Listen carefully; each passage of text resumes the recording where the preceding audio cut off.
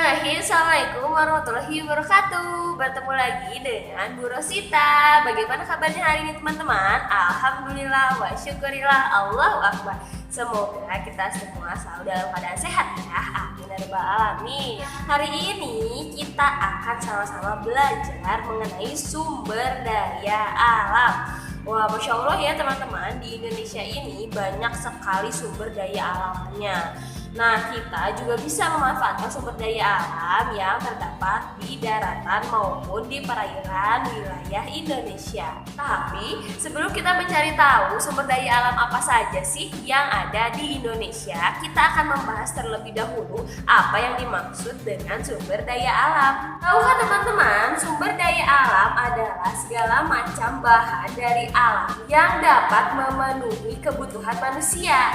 Sumber daya alam dibedakan menjadi dua, sumber daya alam yang dapat diperbaharui dan sumber daya alam yang tidak dapat diperbaharui. Yang pertama, kita akan membahas tentang sumber daya alam yang dapat diperbaharui. Maksudnya adalah sumber daya alam yang selalu tersedia di alam walaupun telah banyak digunakan.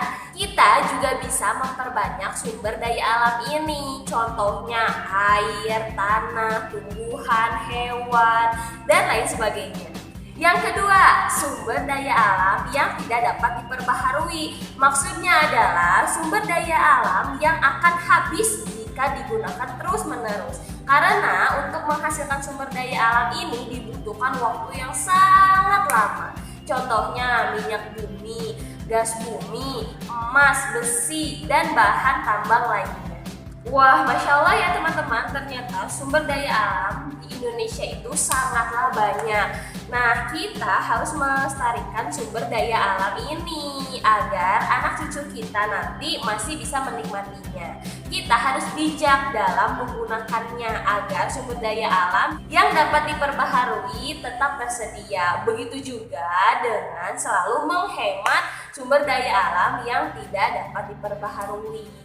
Sebab Allah Subhanahu wa Ta'ala tidak suka dengan orang-orang yang boros, seperti firman-Nya dalam Quran surat Al-Isra ayat 26 sampai 27 yang artinya, dan janganlah kamu menghambur-hamburkan hartamu secara boros. Sesungguhnya orang-orang yang pemboros itu adalah saudara setan.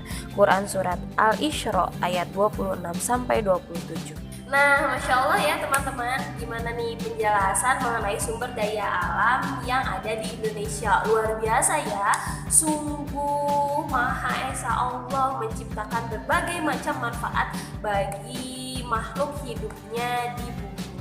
Nah, kita juga patut bersyukur nih teman-teman atas nikmat yang telah Allah berikan dengan selalu menjaganya, menjaga kebersihan, membuang sampah pada tempatnya. Kemudian juga kita harus menghemat listrik yang kita gunakan di rumah. Semoga kita menjadi orang-orang yang pandai bersyukur ya teman-teman, amin. Oh iya, Bu Ros sampai lupa.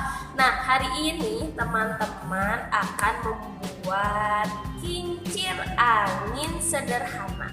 Nah, untuk teman-teman yang punya ide bagaimana sih cara membuat kincir angin yang bagus dan menarik, teman-teman bisa tuliskan tata caranya membuat kincir angin sederhana. Kemudian bagaimana sih cara kerja kincir angin di kolom komentar di bawah ya. Semangat. Cukup sekian materi yang Ibu sampaikan. Semoga kita selalu dalam keadaan sehat ya dan tetap semangat.